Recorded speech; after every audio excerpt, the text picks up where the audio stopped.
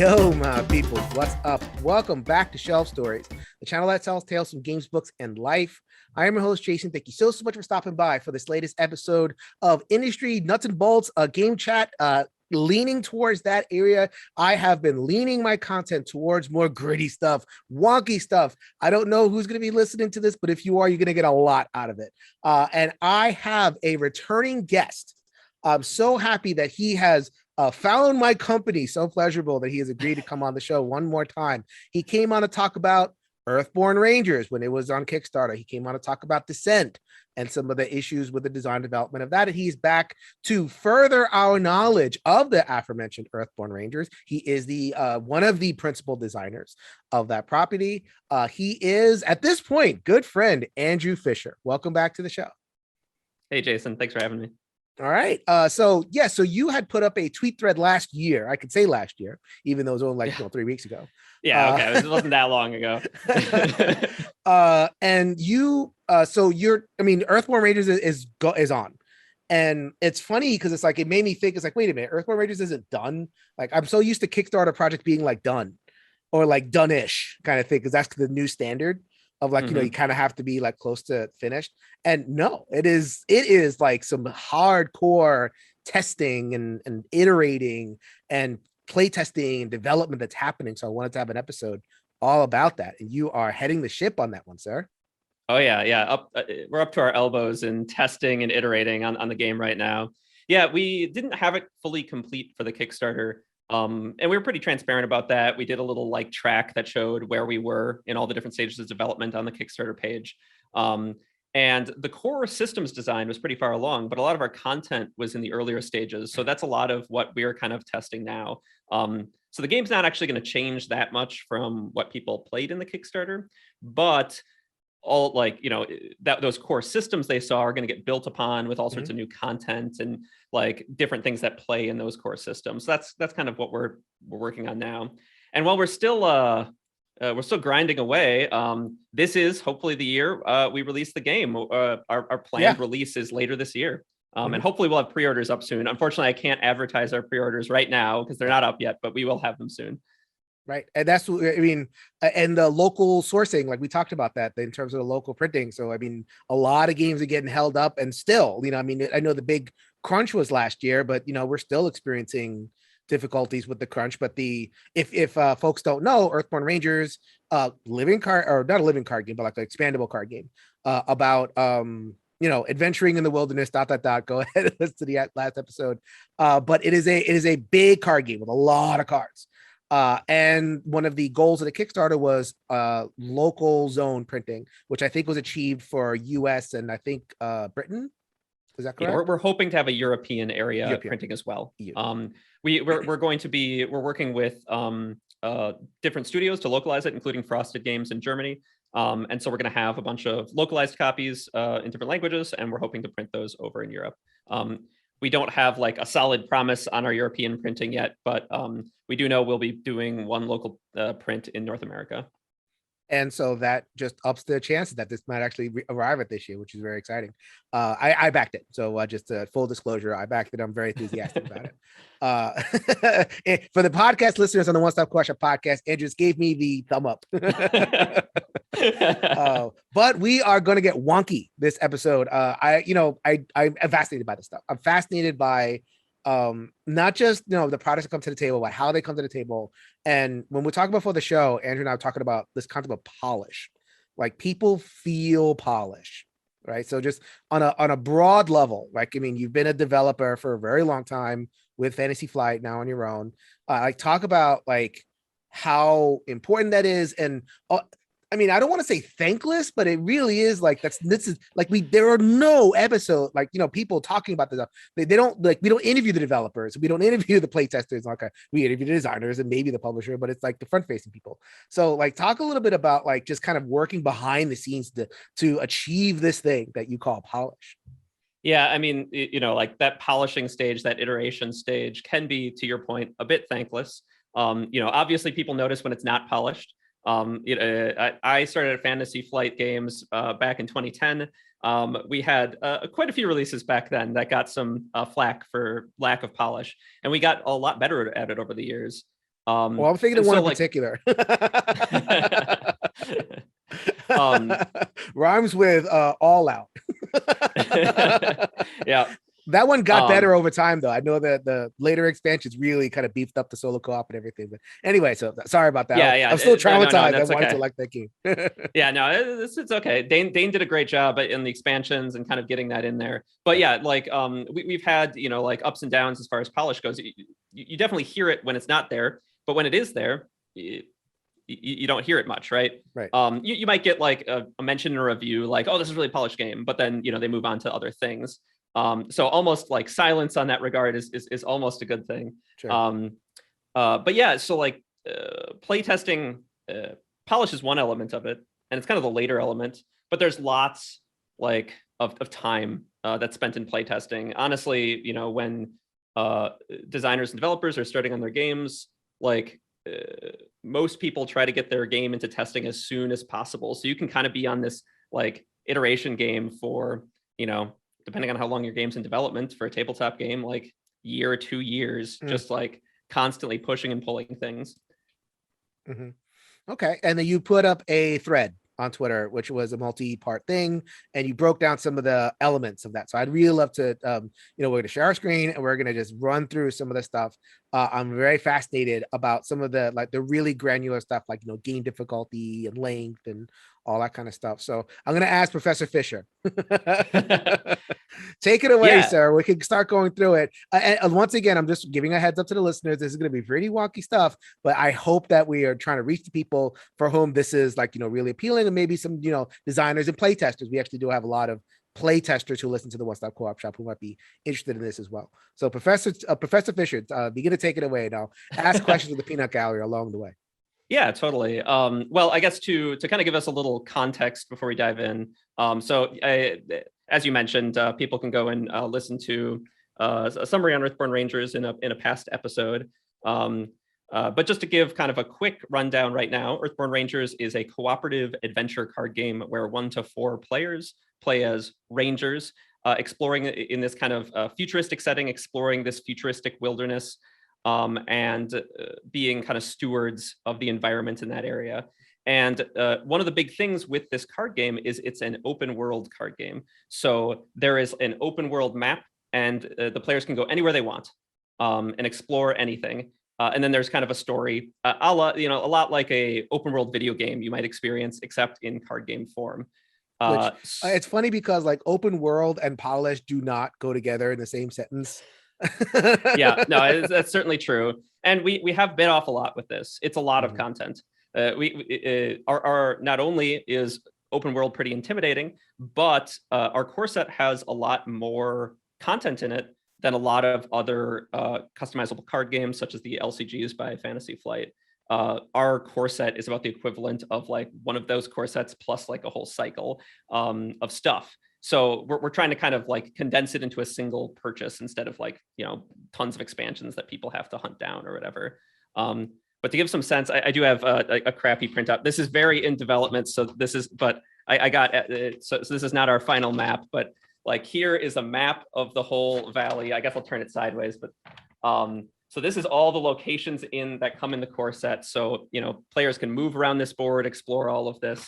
And yeah, so we have to test and balance all of this.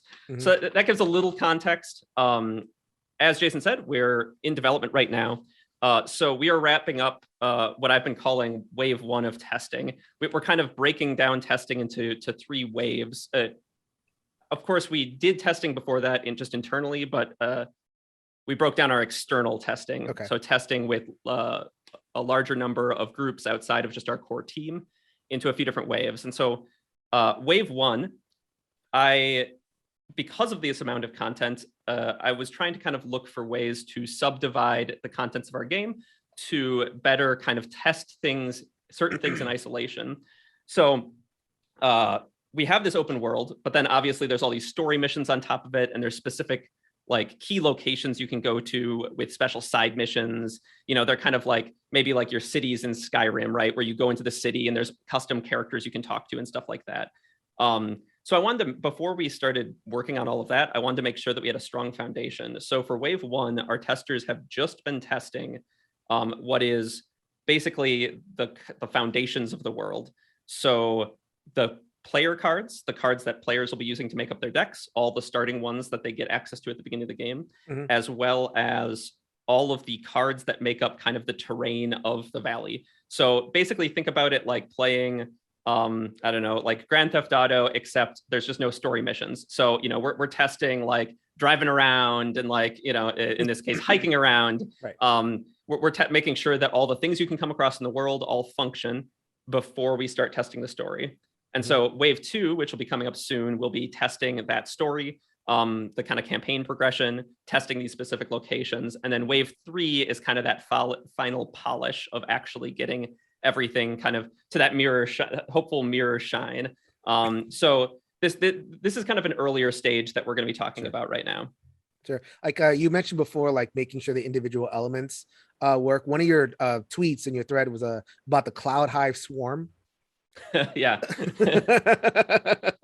It reminds me, like, I mean, when I was a big WoW player, it's so much of this reminds you like kind of big like World of Warcraft and everything.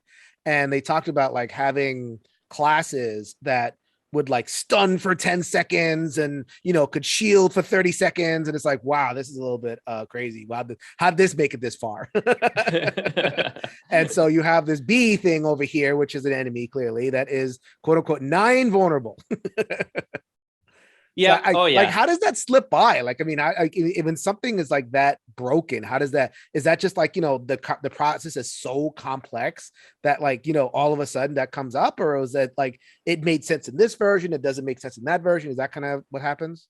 Well, so the thing to keep in mind is this is like these games are wildly complex with a lot of different people working on them, right? And unlike in like a video game team, like I have some digital development in my past as well, and there we have like version control. People need to submit things that get checked before they go through to the code. Here, things are a bit more loose. A lot of our development is in spreadsheets that we can automatically export to InDesign, so people can just make tweaks and changes. A lot of people are working on a lot of things simultaneously. So, for example, I think the bees ended up invulnerable because they're kind of a swarm. We didn't want you to be able to hit them with like a traditional weapon, right? So they got untargetable. So you can't actually like target them with a weapon attack. And so all of our bugs and like swarms of things have untargetable. And then we were going to, I think each of them had a customized action on them that let you interact and deal with the bugs in some way. Or I think maybe the bees, there was something else in that area that could help you deal with the bees, something else in the game. But simultaneous to Brooks, who was, they were designing all of this stuff, I was also doing simplification pass and standardization passes, and I must have like simplified or standardized out the very thing that helped you deal with these bees. So we had untargetable bees with no solution. And we will, and when I can share some of our stuff, screen share in a second, we'll see the repercussions of that. Those bees loomed large in this. We're going to be kind of looking at version 0.51 is the version we'll be kind of looking at the feedback from, and the bees definitely loomed large in the feedback from that. But they're fixed now. You can the bees are not invulnerable anymore. Excellent. So I imagine you talking about difficulty, right? So I'll talk a little about difficulty, because that's a big thing for, you know, like there's a lot of people who have a lot of different tastes on what difficulty is, and you know where especially in a cooperative game, I think that you have a crowd of folks who think like, if I can beat it the first time, then it sucks and I don't like it. Or there's another crowd of folks that like, okay, please stop making these co-op games so hard. I want to be able to win sometimes. And that those are both very, very strong voices. So I'd love to hear your thoughts about what your approach is to crafting difficulty. Yeah, difficulty it's a challenging one. To your point, people have very different tastes in co-op games.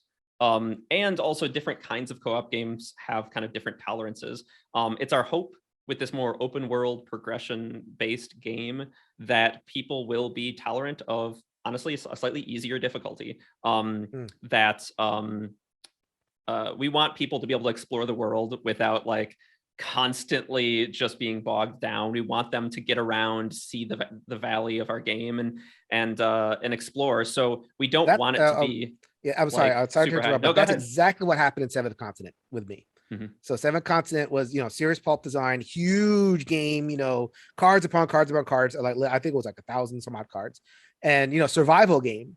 And it got to the point where the difficulty was so grinding that just from the attrition, right? It wasn't like individual elements were hard, but like the attrition was very high. So you spent a lot of time kind of like foraging, fishing, getting the resource you need to live, and not actually like succeed and like move forward. So like I imagine an open world game, that's the kind of thing you want to try to avoid. Yeah, we luckily don't have like quite as strict of a fail state as a game like Seventh Continent. If you wear out, you're just done for the day, and you have to start again tomorrow.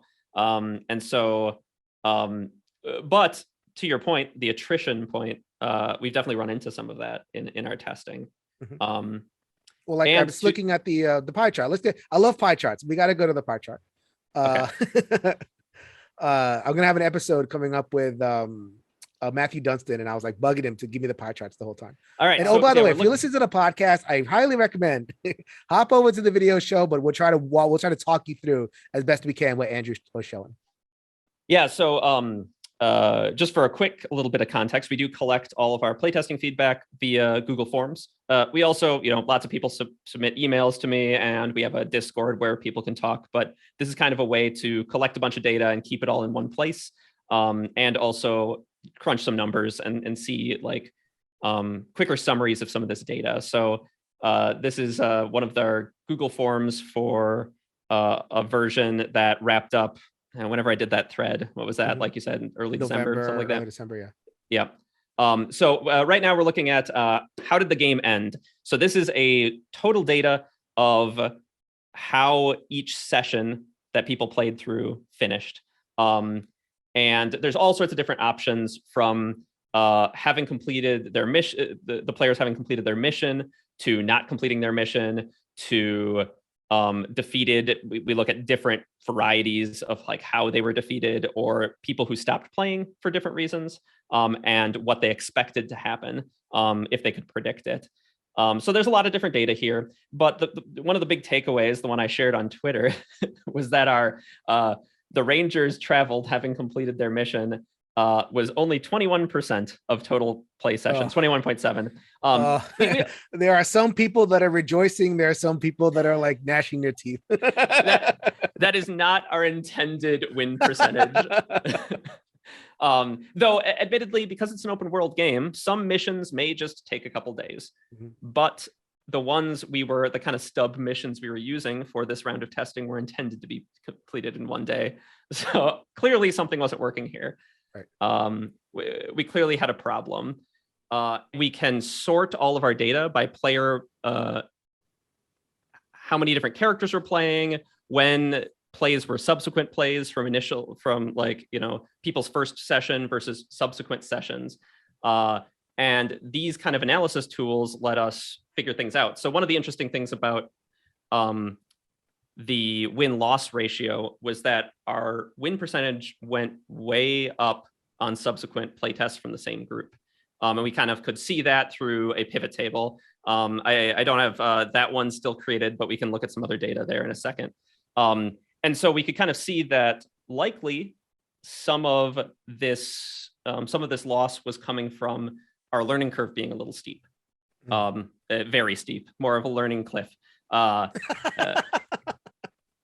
Additionally, this kind of came from one other thing you'll kind of see as we go through this form, is there's lots of short answer, long answer. There's just a lot of qualitative feedback to dig through as well. And so from that, one of the other reasons we kind of identified for this higher loss was complexity.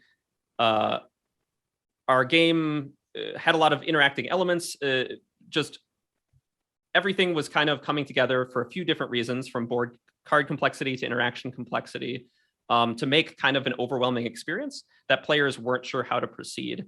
And so they weren't making optimal decisions because they were just kind of overwhelmed and just making the decision that was in front of them. Mm-hmm. So helping reduce that complexity was one of our big pushes in 5.2, the version after this, and then helping with the learning curve with kind of intro scenarios, as well as kind of polishing the rule book. We're polishing for wave 2 of testing, which will start later this month. And so we're hoping some of that stuff we identified here will be addressed then. All right, cool. So now we're going to transition to talk about game length. So then this kind of folds in, and I'm really curious about that because you're designing a game for 1 to 4 players, and in our solo co-op world, a 1-player game and a 4-player game can be super different. So I'd love to hear like what some of the ways in which what you found and some of the ways in which you're going to address it. Yeah, so we collect game length data, 2 different types of game length data. One, we collect how many rounds the game took, and then we also collect how many hours the game took, which can be very different things, especially when you're talking different player counts. As I kind of mentioned in the Twitter thread, I believe, with the game length, we're hoping that the game plays at about, once people are experienced, at about an hour to 60 to 90 minutes. We have tolerance, especially for 3 or 4 players, higher player counts, for it going a little longer than that, but we don't want it to be going, our higher thing here, more than 3 hours. We definitely don't want it to be going that high. We'd like really like it kind of in the red and orange here. And so in that way, this data looks promising, right? Even though we identified that things are complex and the learning curve is pretty steep, we're hitting over 50% of our players are playing in the time we want. But as we'll look at in a second, that's a bit misleading. And then we can look at game length by rounds, and this, I don't even know what to do with this data because it's just all over the place, right? 1 to 10 rounds, there's no trends or anything. So as collected by Google Forms here, not as useful. And this is where we kind of get back to those pivot tables. I believe this one is still set up. So this pivot table looks at how many Ranger characters we're playing. So we have 1, 2, 3, 4. So this is how many players there were. Is it a solo game versus a 4-player game? And then the first thing in the pivot table here that's really easy to see is the average number of rounds per number of players. And here we can see, once we filter this mess by player count, we're seeing some more trends. We are seeing games that go a lot higher in round count at solo and duos, but getting radically short as we go up. And that's just because the players are, the way our game scales, the players are drawing more cards every round because there's more players and they can do more things. So these 4-player groups are churning through the game in no rounds at all. It'll be 1 round and then they'll have accomplished, they'll have killed all the bees, they'll have killed all the whatever, and in 4 turns basically. Yeah, have explored the area. Because so the way to give people who aren't aware of a bit of context, the way when you show up at one of these locations on our map, you construct a customized deck for that location based on the terrain that you've walked on and based on some other customized thing for that location to make a little deck that you have to explore that is unique to that location. And then you explore it.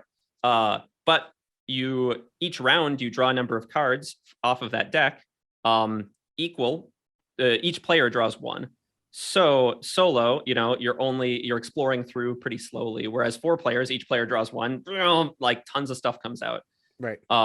So it helps keep the 4-player game moving as far as total playtime goes, but it means that the round count's a lot lower. And so we can see this pretty wild variance. 1.7 is a little low because some of our 4-player games did get cut short. But we're still seeing this wild variance. So we know things like in mechanics, we can't rely on per round timers to be a very reliable difficulty mechanic because this variance is just so high. Or if we do use them, we need to be aware that okay, this timer we're putting in is going to tick twice per game for a 4-player game. In actuality, it'll probably be in the final game, it'll probably be closer to 2 to 4 times per game. But for a solo gamer, this might tick a ton of times. And so we can kind of be aware of that because of this. And then the other side of game length, which is the total play time of like real life time. How many hours did it take you? How many minutes did it take you? That's unfortunately because Google Sheets doesn't play super nice with I really wish this wouldn't pop up every time.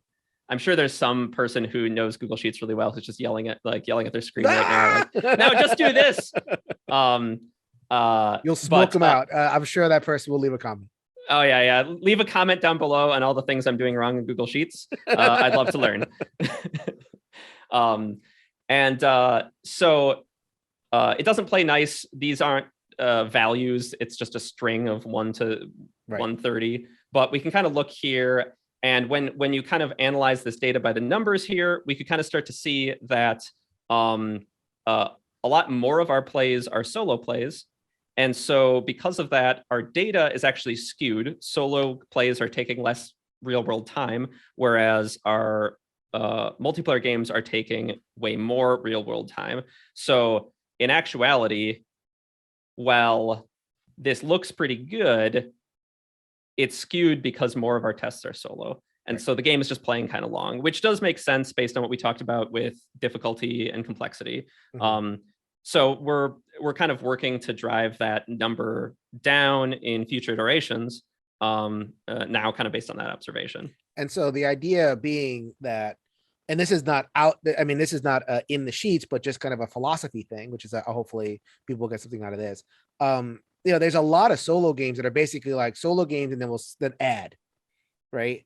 So like, I've designed a solo game and it's like, okay, 2x armor and 2x health for the bad guy. And it's like, and it layers on. And, when that happens, obviously you're adding that time, but there's also like a multiplying factor. Like you're not just adding like double time, you're adding all these other things because, things last longer and, the effects last longer and all this kind of stuff. So like the time can really blow up on you. In terms of a 1 versus 4. So, I mean, like, it sounds like if you're going to keep the 1-player game and the 4-player game in around ish the same time, maybe a little bit of flex, it sounds like the way that the game works and the way the characters works would have to be almost like very radically re-engineered in order for that to happen. Yeah, well, we're hoping not. So there are things you can do, like additive design, such as adding helper mechanisms onto the solo player game. I think we've all played games where there's like some automata add-on that's kind of, your companion dog. And we may end up with a like companion type thing for some other play space related reasons. But our hope is to make the solo play experience as authentic to the other play experiences as possible. So we're trying I think that doing some additive design with like some kind of automated player 2 for a solo player would be a fix that would be decently easy to implement. It would require a lot of design and play testing, don't get me wrong, but like I think we could do it and help scaling a lot. But we are hoping to kind of through iteration find a sweet spot where we can solve most of this through scaling and through targeting the mechanics when deciding which design space to play in, playing in design space that scales more flatly versus scaling more exponentially with player count. So for example, we looked at that round timer and like that round count by player count and how dramatically that scales. So we're not going to really play in that space too much because it doesn't scale well on that 1 to 4 dynamic. And instead, we're going to play in spaces that do scale a little better. And that's our hope. We'll see if we end up getting there. I think we are, like, every version has felt better for like solo play versus four player. Honestly, right now, solo isn't even my biggest concern, if I'm being frank. Sure. Four player is like normally in most other games I've worked on, solo is always the like like, oh, this is the exception point, like, but right now 4-player is feeling a little unwieldy. And so that's where we're say trying to more kind of about that. simplify things. We're a solo co-op podcast, so like there's a lot of people that might be really fascinated by that. Like, in your previous experience, like that's the big thing, right? The solo is tacked on. They didn't really test it, they didn't really polish it, like, because it's like the vestigial tail, almost, so to speak. It's a 2 to 4 game we slapped on solo. So then, like, talk about like that experience. I mean, from the inside.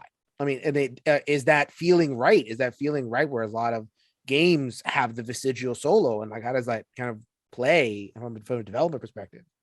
Oh, I mean, like, to be frank, yes, like a lot of games have fairly vestigial solo play. Like, it's just, like the designers probably most. I don't think you talk to any designer who would say, yeah, I didn't care about solo, right? Like, all the designers care deeply about making an experience that's just as good.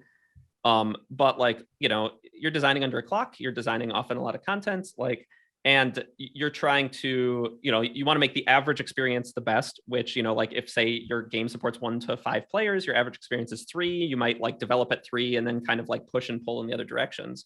But like, the average being 3 is a slight trick.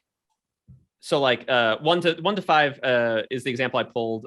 Nikki Valens and I worked on Mansions of Madness, second edition, and that's 1 to 5 players.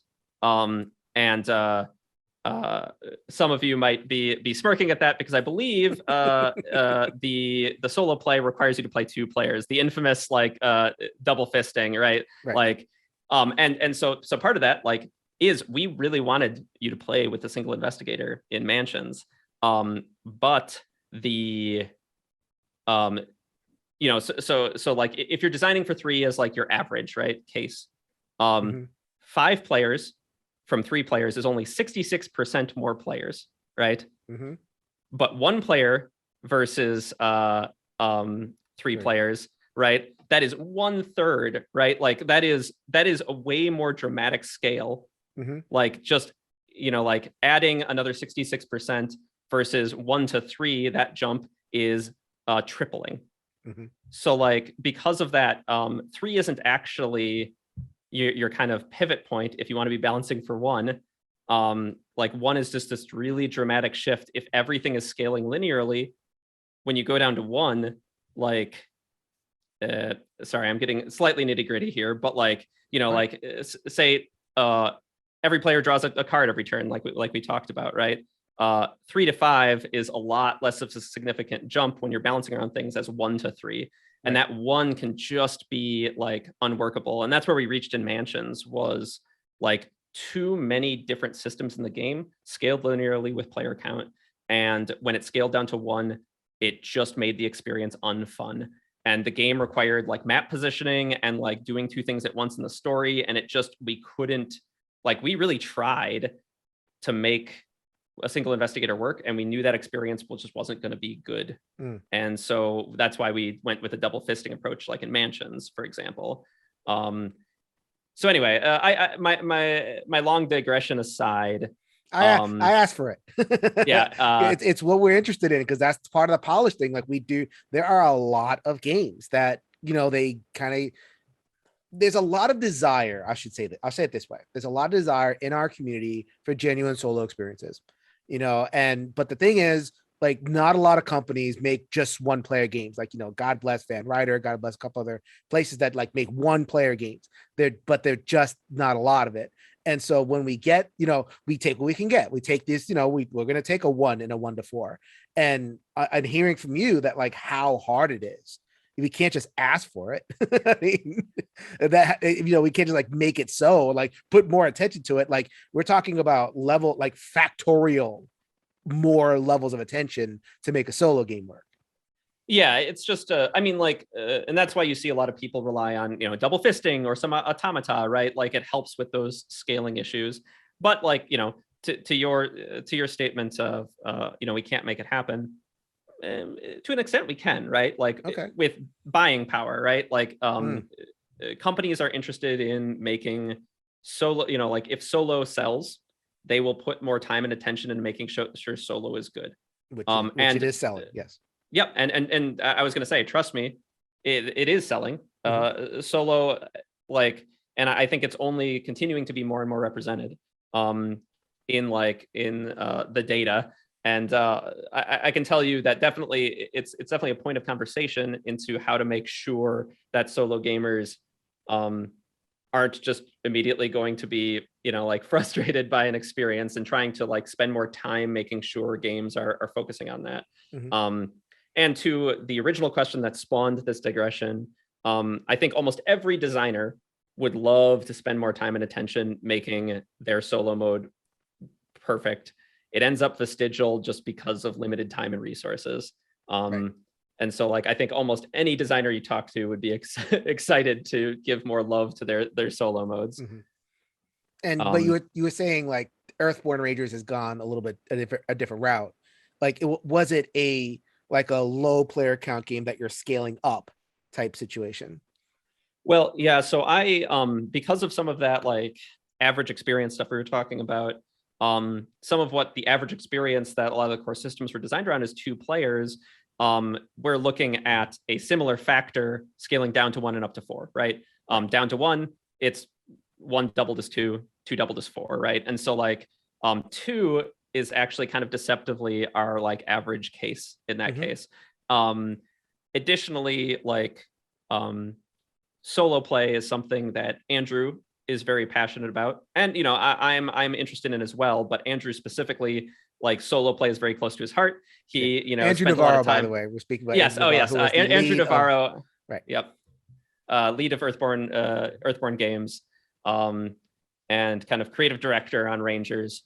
He has spent a lot of time playing solo games in his basement, and a lot of cases where he didn't have people to get together with. A lot of times during the pandemic when he was at home, and so because of that, like he is very interested in making a legitimate solo experience. He doesn't want to double fist. He wants to, like have a single character and play through the game as a single character. So it's been something that like we've been considering a pretty core experience to the game, and because of that, it's gotten more attention.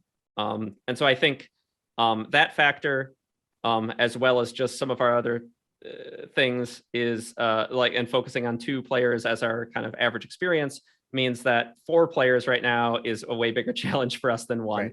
Right. So that's a good news for solo players out there, because I think we're going to get there with our solo play.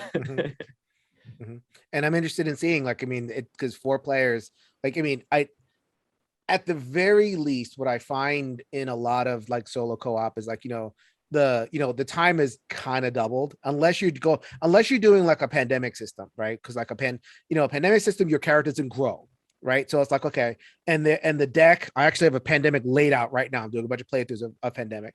It's always this size.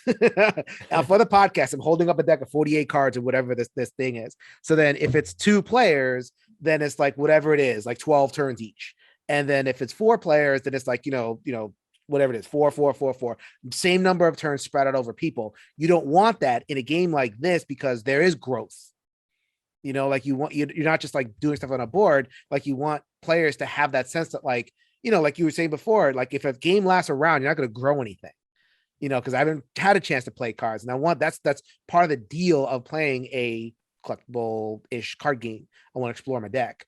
So then being able to manage in a higher player count game, like, satisfying the gamer urge to explore a deck, yet not giving them like, 3x the time period. I imagine that's going to be something that you're going to really want to try to focus on. Oh yeah. Like I said earlier, that kind of estimate at round count for a 4-player game was coming in at like 3 to 4 rounds, which to your point about like, growing at like, what cards you have in play, growing it like the engine building decks want to get their engine rolling and stuff. It's barely enough time to do so. Right, and you have characters that like need, like I think you have like tinkers and stuff like that want to get their little things out, and it's like, oh man, 3 rounds. I think I barely got my stick out. Yeah, my favorite deck is where is it? Yeah, I've got an artificer deck here that's all about engine building, and they'd be pretty upset if they couldn't like get that cranking. 3 to 4 rounds would be a little rough. Right. Our game does scale decently well because of the energy system and how it works, of like having a lower round count. but ultimate goal is to get that round count a little higher on 4 players. So, Okay. in iteration, we're playing around with a few different things to help that happen with like based some scaling things, especially in how we set up the areas. When you get to a new location, I mentioned building that little deck, but then like certain cards come into play based on unique things about that specific location you're at. Mhm. And we're that's some pretty open design space, meaning that we have a lot of control over it. We can like kind of write whatever we want in the setup instructions so that because there's not a lot of other systems that relying on them, so we can try a bunch of different things. And so there we're playing with different Mhm. scaling methods to kind of help offset this player difference. Mhm. So And so, like, I hope to get there. yeah, no, I mean, it sounds exciting. Like, I mean, just thinking off the top of my head, I mean, so like when you were saying before, like if it's a game designed for like 3, and then bringing it down to 1 is this like huge challenge, and you have these like kludges, the double fisting and the or two-handed, I should say, double fisting is whatever. So two-handed play or like an automaton or whatever. I'm like, would you ever consider like in terms of answering that 4-player thing, having them start with more things in the board? So it's like if a solo player starts at level 1, they scale up, maybe start like at the higher player count, you started like with this extra thing out, or you get this like a little bit more advanced to get them going a little bit faster, so that they feel like they've done more on a turn. Is that something that is like in play? Oh yeah, definitely. Like I kind of said with those setup instructions, that's a lot of like you might arrive at a new area a few times per game. Like some games people might stay at one area for most of the game. Other times they may travel a few times, but each time you set up, that gives us this kind of place to set up the board in different ways for them. And so, uh, kind of keeping it a little lighter for the single player, and then like ramping some stuff up for the 4 players, can kind of force them. Our round timer is basically when everybody has passed. So we don't have like or the end of the round in our game is when everybody else has passed. So our timer on when does a round end is the resources players have to expend. And 4 players, they have 4 times as many resources to expend. So we are putting more challenges out in front of them, forcing them to expend more resources to more quickly end the round.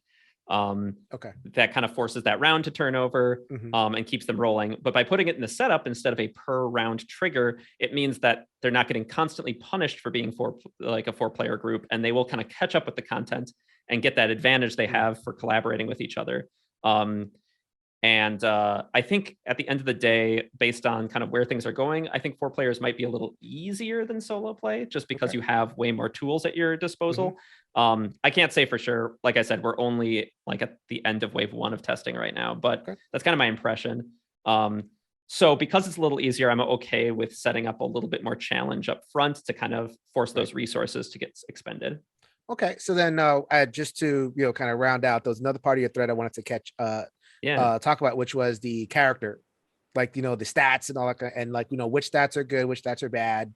Well, not bad, but like like getting that feel right. Anybody who plays like role-playing games, they're gonna know. It's like, okay, if I'm a warrior, my strength should be good, and if I'm a wizard, my intelligence should be good. And playing with those different stat differentials, and because there's gear that comes along, and there's like, okay, there's plus to this and plus to that. It's like, how do I evaluate something good? And there's always the stat that lags behind. The stat that like one build of one class that keys off of, and then and they're the only ones that care. So it usually ends up being some kind of like either spirit or wisdom or some kind of stat like that. So it's kind of striking in your thread to see that here we go again. Spirit is a little bit more, because it seems it's so like up in the air. It's like, what is spirit? It's energy. What is this? I don't know what it is, but like strength we understand, and what these other things we understand, but like spirit becomes very much in the eye of the design beholder in a way, because it plays out differently in these different areas. So talk through a little bit about like what the different stats in Earthborne Rangers and how you're approaching that. Yeah. So this kind of shows our stat distribution of what players chose, and we'll kind of talk about. We have 4 different stats aspects, they're called, in the game. These kind of represent the types of energy you have and so what kind of cards you can play. this throws me off because Google mapped different colors to this. Ugh. That the four aspects are blue, red, yellow, and green. So these colors are perfect. They're just mapped to the wrong ones. So it's very confusing for me. So we have awareness, which is kind of like your ability to spot, observe, critically consider things. We have spirit, like you said, which is your ability to like connect with things in the world and like your attunement with the world, your kind of spiritual connection to the world. We have fitness, which is, you know, your strength, constitution, that kind of stat. And then we have focus, which is kind of like your intelligence, your wherewithal, mental acuity type stat. And so to your point, awareness, fitness, and focus, intellect, you know, strength, dexterity, and and miscellaneous, charisma and wisdom and all sorts other things that could happen. These have some concrete applications, whereas spirit sometimes gets a little like, you know, people aren't exactly sure what it's doing. But in addition to that, we were having people underuse spirit as well, from a mechanical angle. So this chart here shows basically our stats are, you choose one stat to have a 3 in, one stat to have a 1 in, and your other 2 stats are 2 at the start of the game when you set up your character. And so what this shows is, if somebody chose 3 awareness, which stat did they choose to have a 1 in? If they chose 3 spirit, what stat did they choose to have a 1 in? Because of the way Google Forms worked, we did all options were legal to put in. And so somebody did put in a 1 spirit for 3 spirit. So that's some erroneous data, but everything else here, it shows if you have like 3 fitness, how many people chose, you know, 1 spirit, 1 focus, or 1 awareness to go with their 3 fitness. So that's kind of the data we're looking at here. So you can see here that there's a bit of tanking awareness on spirit, but like overall, spirit is the kind of most tanked stat, the most common one that people chose a 1 in. And across all of wave 1 of testing, not just this version, 5.1 that we're looking at here, we saw people underusing spirit. And so kind of digging into it, one of the big factors in that we kind of identified was spirit. One of the big uses for it is to connect with people, and communicate with people. Charisma is kind of in spirit, is part of spirit. And almost all of our people cards. So I mentioned earlier that wave 1 of testing pulled out all of our kind of our cities, right? It's just like exploring the world. And so as a result, we don't actually have a lot of people to talk to. And we don't have any of our story missions, which also have people to talk to, right? And so we for this testing, we removed all the people you can talk to from the game. So our talking to people stat feels pretty useless to people. This was kind of, and so there were a couple other tweaks we made. Each stat has an associated universal action that you can perform with it. And we made some tweaks to the one that you can use with spirit to kind of help with it a bit. But overall, a lot of spirit not getting as much love, we've kind of identified as some of the things that weren't part of this wave of testing. So this is definitely on my short list, though, of things we're looking out for as we head into our wave 2 of testing, where we introduce all the story content to see if spirit is more appreciated. Because while we have people in the game, there's only so many cities around the valley. You're going to spend most of your time in the wilderness. So it's still possible that it won't catch up. So we'll kind of have to see. Because I think people think of it in terms of what's my end goal here? My end goal here is probably not going to be to discuss a bunch of things in the city. It's going to be that there's going to be, I know Earthborne Rangers is kind of we don't have a big bad. You don't have to be the big bad, but I think gamers are attuned to something there's going to be bad things. And am I going to talk to that bad thing? So am I going to, do I need all the spirit in order to talk to the thing? Usually how games work it is okay, now spirit is your attack stat. And that's how we get people to mess with spirit. So is that do you approach that kind of thing from purely mechanical end, going, okay, what do people expect from my game, and let me kind of adjust the stats to the thing? Or does there have to be some kind of a little bit of like more of a thematic reworking of a stat like that in order to get it to balance? Or option number 3, is that even important at all? Like, do we have to take it as dogma that every stat needs to be useful? You know, like, is that okay? Kind of I think that's a really good point. Like, I don't necessarily think that every stat needs to be equally useful necessarily. And I think it's okay for one of them to be only situationally so, and for there to be some asymmetry in that. That being said, these are not only kind of the stats like an RPG that you might use to do things in the world, but they're also providing you with the resource that you use to play cards. And so a quarter of our card pool uses Spirit. So we also don't want it to be completely worthless, right? While I'm okay with a little bit of asymmetry of usefulness, we don't want it to be completely useless because like we want cool cards that you can play with it. But I think an actual good example of this is, sorry, I'm getting slightly ahead of myself.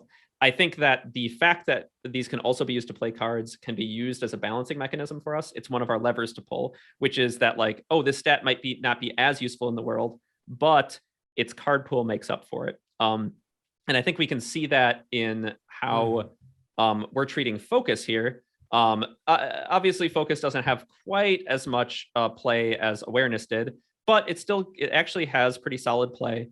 And focus, as kind of our intelligence stat, doesn't actually have as many things to do in the world. Obviously, you're doing a lot of stuff with fitness as you're hiking the wilderness, sure. But not as much stuff with focus. But focus's card pool has some really potent effects. Like, since its intelligence can often be a more introspective attribute for people, it has a lot to do with your deck and your ranger. And there's some really potent cards. So even though it's not as useful in the world, people still like focus because of the card pool. So that's one way we could play with Spirit. But I am kind of withholding judgment until we get all the people in the game and kind of see how people feel about that. Okay. I mean, this just speaks to the level of granularity. And that's kind of what I wanted to highlight in this conversation. I mean, you are really looking at, and that this shouldn't be a surprise.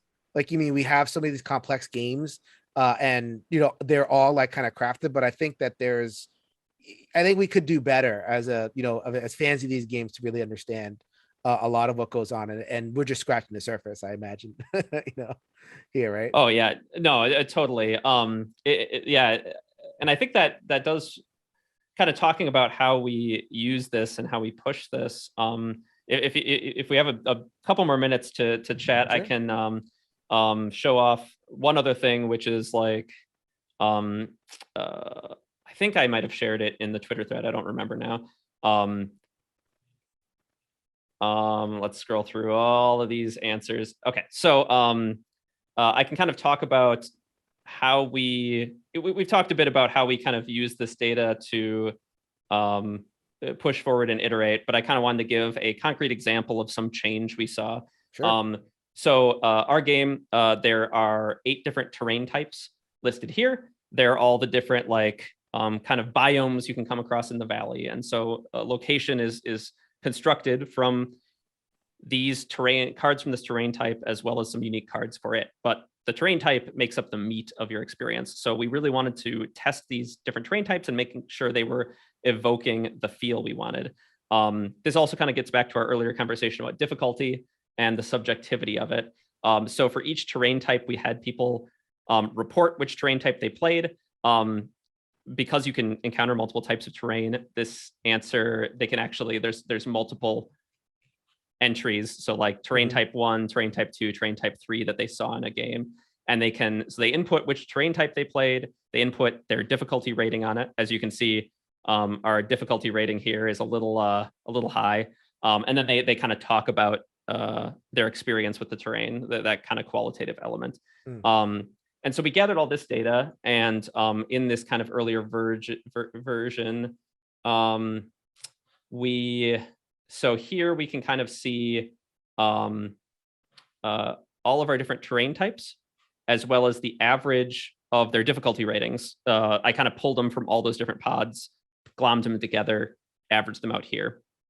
And so you can kind of see the rating. And so like, you can see the average difficulty is actually pretty distributed, even though like we've kind of got this overall rating here for everything. It's pretty distributed across our different terrain types. Now, part of this is intentional. We want different difficulty in our different terrain types. Unfortunately, this list is not in the order we wanted it.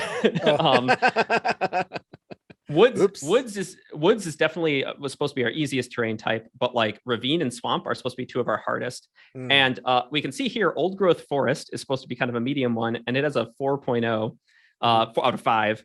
So very difficult average. And this is where you mentioned at the beginning of us talking about invulnerable bees. The bees. Yes, the bees. Well, the old growth forest is where they call home. And so a lot of this we can chalk up to invulnerable bees living in the old growth forest. But we have some other problems here, like these ones we want to be harder. And so this was a big focus going from 5.1 that we're looking at now to 5.2, the version we kind of tested over the holidays and everything else. It was trying to kind of tweak these pods, addressing some of the complexity we talked about earlier, but also trying to tweak these pods and move around their difficulties. And so I also have the table for 5.2 and our feedback from 5.2. And so you can see here, if I kind of swap between these, so swamp, most difficult, maybe too difficult. 4.3 is pretty high, but ravines up here too. Old growth forest, now that the bees are no longer invulnerable, is down at 3.3. And so this is looking a lot more like kind of the distribution we wanted. Lakeshore is supposed to be one of our easier ones. I buffed some annoying little otters, and these lutrinols, and they gave people too much of a hard time. And so Lakeshore got way too tough. But yeah, so I just kind of want to show this off because like, this kind of early phase of testing, I think people can like sometimes get the impression that testing is all about like tweaking numbers, like, oh, should this cost 1 or 2 or whatever. But like, especially this early on, I kind of explained earlier, we're almost in the first third of external testing. We're kind of trying to look at experience more than like, I don't care about every card being worded exactly correctly and technically edited to perfection. I don't care if like something is a little overcosted or a little undercosted. Like, I'm really at this phase looking for the experience of like the core experience that the player is having. Do these mechanics work? Where are things like, are these different terrain types evoking the feeling of being in that terrain? Are they evoking kind of the difficulty level and the intensity that we intended for players to have when they're in that area of the map? We can worry in wave 2 and especially in wave 3 about balancing and tweaking and turning little knobs, but right now it's broad strokes, and that's what this data is really helpful on a very, a lot of these questions you might have seen as I was scrolling through are very high level stuff because we're trying to keep it high level right now. And that this data is helpful to kind of conglomerate all the feedback we're getting and give context to all of the pages of stuff we're personally reading through and help us identify trends like how people are viewing our different terrain types. This has been a very amazing little like jaunt through the workshop, so to speak. I think we've hit a lot of the points that I wanted to hit. Is there anything like outstanding that you wanted to highlight in terms of the nuts and bolts, or have we hit a couple of a lot of the important ones, at least for this wave 1 aspect? No, I think that covers most of it. I think we hit everything in the thread that you were interested in. One other tab I have open here, just to mention, like you were talking earlier about like, do people realize like just how much goes into this? So starting at wave 1 of testing, way back in like November or something, after that point, every change we make to the game can be relevant to these testers who need to know where the game's at, need to update their prototypes if they're physically printing it and everything. So once we go external, everybody working on the game, all of our changes are conglomerated and tracked in a tracking sheet that tracks version to version every card and how it changed in the entire game. And so just to your earlier point of what it's a spreadsheet that has gone into the hundreds. Oh yeah. It's a long spreadsheet. Yeah. And so like thinking about the stuff that goes into this, like we're taking this and we're iterating on the game, but we have to do so very carefully to make sure that we know what's changing, and then that, so invulnerable bees don't happen again, and that the people testing need to know what's changing. Sure. And so it's kind of a fun thing of just how much work goes in behind the scenes to kind of make sure that everything's in order for our external testers. And also, like, if to make further changes, like, okay, we already did that change, or like we already tried that in version 4.6, and we're not, we don't have to try it in version 11.1 kind of thing. Oh yeah. And or sometimes it's like, oh, that thing that didn't work back in version 4.3, now we got rid of the thing that was a problem, it can totally come back. And so we actually keep all our old files, and sometimes we'll go back and like pull old versions of cards, because it's like, oh, that totally works now because we got rid of the thing that was a problem, that was like mutually exclusive with it. And right. So it always it pays to be organized, and it pays to keep all of it, keep everything, at least until you publish the game. Absolutely. All right. So I'm good. This has been a really, really fun time. Like I said, the purpose of this podcast was to really drill down and highlight that this is hard stuff, and I find it fascinating. Anyone who wants to go under the hood, to this stuff, there's a lot there. In terms of interest and everything. So Earthborne Rangers, it is coming later this year, 2022. That is the as much as we're in wave 1 or whatever it is, we're gonna crash through those next 2 waves. Yep, next couple months are all testing, and then we'll proofread it and get it off to the printers. One benefit of printing locally is that our turnaround is a lot faster. We don't have to ship overseas. A lot of games that are printed in China could end up taking almost a year from going to print until they're on store shelves. Ours is going to be on store shelves a lot faster, which is cool. All right, very cool. All right, so Andrew Fischer, you are always open door. I pride myself on Shelf Stories to have the best and the brightest, the most thorough and the most open, the most transparent, huge value in my show, and you are definitely that. So I really appreciate you every time you come on. So thank you for once again stopping by the show. Well, thank you for inviting me. It's fun to come on and talk nitty gritty with you. That's right. If you can change your mind, you can change the world, people. So until next time, later, everybody.